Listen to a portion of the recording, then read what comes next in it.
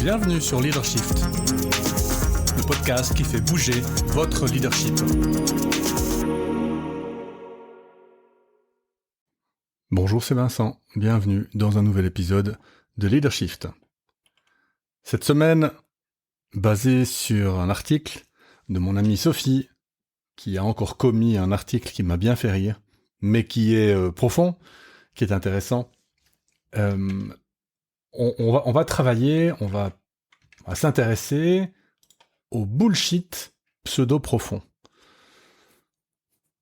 Quand c'est flou, c'est profond, nous dit Sophie. L'article est dans les sources du podcast. Et je trouvais ça intéressant, d'abord parce que c'est drôle, et puis qu'on est bientôt à l'été, et puis que c'est le dernier épisode de Leadershift avant la pause estivale. Mais aussi parce qu'il y a quelque chose d'important à relever là-dedans. Alors, on va commencer par définir ce qu'est le bullshit pseudo-profond. C'est un discours flou et pompeux qui semble profond, mais ne dit rien de concret. Alors, on verra à la fin de cet épisode qu'il y a une petite nuance à faire. Mais elle ouvre son article, je la cite, j'ouvre les guillemets, « Bienvenue dans le monde parallèle du bullshit pseudo-profond.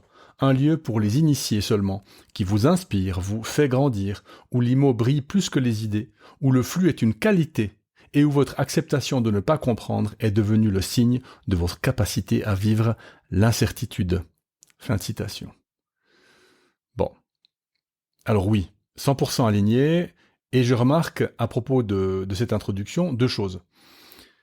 Elle parle d'initiés, et c'est important, parce que faire partie d'un groupe, on sait depuis quelques années maintenant que c'est une motivation qui est expliquée par la théorie de l'identité sociale, et que donc accepter ce genre de vocabulaire sans vraiment le comprendre, c'est tenter de faire partie du groupe des gens cool, des gens initiés, des gens qui savent, des gens qui sont innovants, des gens qui sont différents.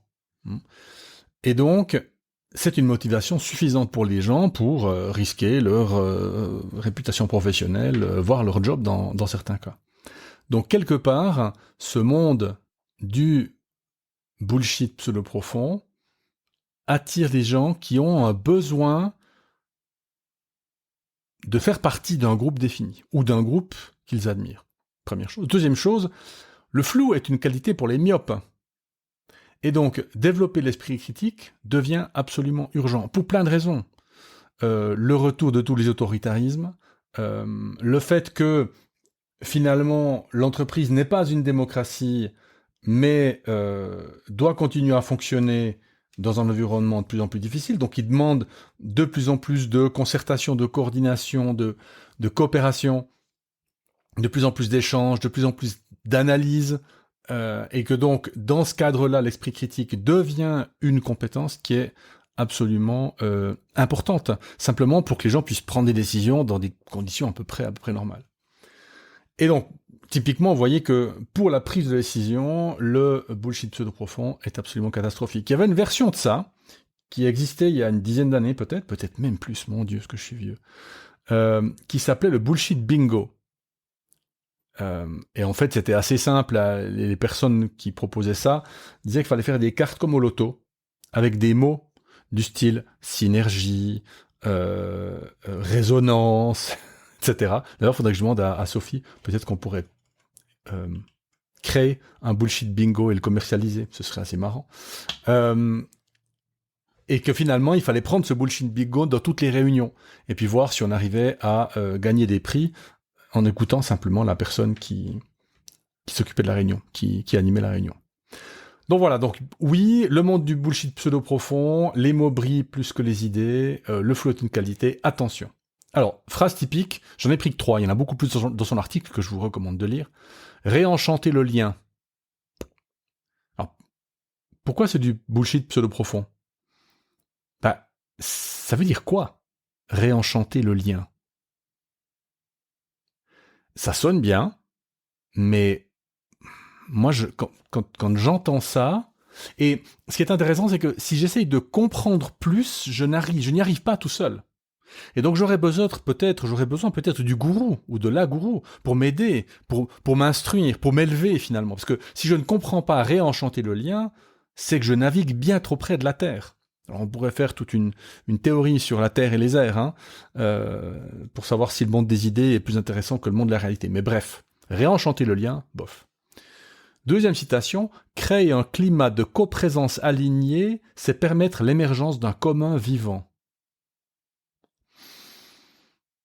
Bon, si on était en biologie, à la limite, vous voyez le commun vivant, mais la coprésence alignée...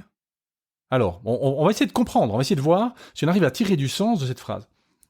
Alors, créer un climat de coprésence alignée. Alors, la coprésence alignée, c'est pas un climat, c'est un état de fait, c'est ou peut-être un objectif, mais un climat. Bon, la coprésence alignée, être présent en même temps, mais en même temps, si on est là les deux dans une salle en train de discuter, la coprésence, elle existe. Alors, un alignement, oui, l'alignement, c'est un mot important. Bon, ok. Un climat d'alignement, ouais, mais de nouveau, c'est pas un climat, bon. Puis alors après, ce climat de coprésence alignée, permettre l'émergence d'un commun vivant. Vous voyez, même en essayant, c'est compliqué, il n'y a pas de logique interne. Bon, troisième exemple. La conscience est la voie de la beauté quantique de l'univers. Alors j'ai pris exprès cet exemple parce que si vous avez du vocabulaire astrophysique ou physique, c'est souvent bullshit. Il y a des gens qui vous parlent de relations quantiques, ça n'existe pas. De leadership quantique, ça n'existe pas non plus. Si vous voulez vous en apercevoir, eh bien vous cherchez sur Internet des articles scientifiques qui parlent de leadership quantique, et vous verrez qu'il n'y en a pas. Au pire, même moi en tant qu'ex-physicien, je serais capable de vous donner quelques tuyaux pour vous démontrer assez vite que c'est du bullshit pseudo-profond. Donc, celui-là est assez clair. Alors, pourquoi ça marche ? Pourquoi est-ce que les gens, ceux qui ont envie de faire partie du groupe en question, pourquoi est-ce que ça fonctionne ? Alors, deux scientifiques, puisque ça a été étudié, deux scientifiques nous aident, Gordon Pennycook, le premier, et puis Albert Moukébert. Alors, le premier nous démontre que des gens trouvent souvent ces phrases profondes, surtout ceux qui manquent de pensée analytique. Pourquoi ? Parce que notre esprit comble les lacunes, cherche la cohérence et adhère à ce qui ressemble à de la connaissance. Dans Votre cerveau vous joue des tours, Moukébert montre comment notre cerveau a besoin de sens même quand il n'y en a pas. Notre cerveau remplit les trous, cherche la cohérence, adhère à ce qui ressemble à de la connaissance. Même si c'est du vide intersidéral. Je me suis répété, je suis désolé, j'ai écrit 2 fois la même chose dans mes notes. Donc, aussi bien Moukébert, que Pennycook montrent que notre esprit a besoin d'une direction, a besoin d'une explication, parce que le sens réduit l'incertitude. Ah, attention Vincent, bullshit pseudo-profond. Non. Le sens réduit l'incertitude. Pourquoi ? L'incertitude, c'est quoi ? Eh bien, c'est je ne sais pas ce qui va arriver. Ça, c'est l'incertitude. Bon, je ne sais pas ce qui peut arriver. Très bien. Dans ce cadre-là, de quoi est-ce que j'ai besoin ? Eh bien, de quelque chose qui me lie, quelque chose que je connais, avec quelque chose qui peut arriver. Donc j'ai besoin d'une espèce de relation de cause à effet. S'il y a ça, alors il peut y avoir ça. Et c'est exactement ça, le sens. Le sens de quelque chose, c'est ce qui nous explique le passé pour un peu nous prédire le futur. Donc, le sens réduit l'incertitude. Vous voyez qu'on arrive assez vite, finalement, à montrer que c'est pas du bullshit pseudo-profond. Alors, cette recherche de sens, eh bien, on la voit dans d'autres domaines. Quand votre enfant vous dit « Maman, papa, regarde, il y a une vache dans le ciel », vous ne vous attendez pas à vous faire écraser par un bovin de 450 kilos. Simplement, votre enfant a vu un nuage qui ressemble à une vache. Toutes les théories de la conspiration sont de même nature, sont de la nature de recherche de sens. Parce que ce qui nous est proposé comme réalité, qui n'est souvent pas très satisfaisante, eh bien, on préfère aller chercher une explication ailleurs. Alors, il y a donc des biais cognitifs de sens. Ah, j'en ai recensé quelques-uns, le biais d'appariement, l'effet cigogne, l'illusion des séries, etc. Je vous ai mis un site internet que je viens de trouver très intéressant, biais-cognitif au singulier.com, qui vous recense tous les biais cognitifs et qui vous les explique de manière, c'est très bien organisé. Et donc, ces biais cognitifs de sens sont forts, surtout en période d'incertitude, on vient de le dire. Et on est en période d'incertitude, que ça soit sociétalement, économiquement, au niveau des entreprises, etc. Donc, le bullshit pseudo-profond va augmenter en fréquence dans ces situations-là. Donc, pourquoi est-ce que le bullshit pseudo-profond fonctionne ?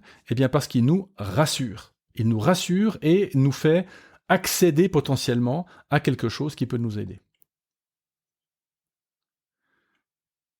Ça sert aussi de l'autre point de vue, du point de vue des personnes qui proposent ce bullshit pseudo-profond, puisque là, on a étudié, on a regardé pourquoi est-ce que ça fonctionne, du point de vue des gens qui le reçoivent, mais pourquoi est-ce que les gens produisent ce genre de contenu ?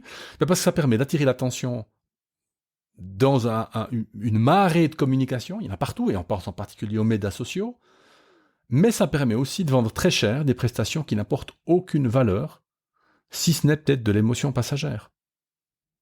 Hein ? Venez être en coprésence avec nous dans l'atelier de résonance quantique pour réenchanter le lien. Enfin, et je pense que si vous faites ça, vous pourriez le vendre. Parce que les gens sont désespérés. Parce que les gens ont faim, ont soif, ils ont envie d'avoir quelque chose, d'avoir du sens, de donner une sens à leur vie professionnelle, déjà rien que ça.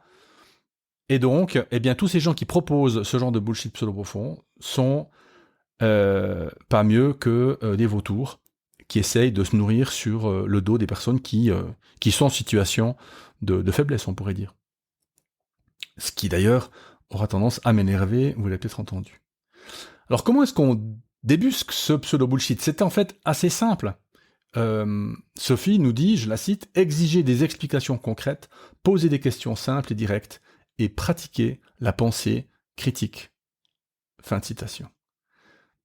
Poser des questions et pratiquer la pensée critique. Hein ? Je la cite encore, dire « Pardon, mais ça ressemble plus à une séance de yoga déstructurée qu'à un atelier pour produire quelque chose d'utile dans le temps, de visible, de vérifiable. En disant ça, on redonne à la pensée critique le droit d'exister. » Fin de citation. Elle a raison. Vous avez le droit de poser des questions, de dire « Mais attends, mais je comprends pas. Je ne comprends pas. Aide-moi. Qu'est-ce que ça veut dire ? Qu'est-ce que je dois en déduire ?» Bon.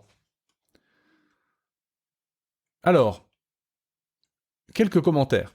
Parce que je me suis surpris à penser, oui, mais la poésie, la littérature, la philosophie, ça regorge de trucs comme ça, non ? La réponse est oui.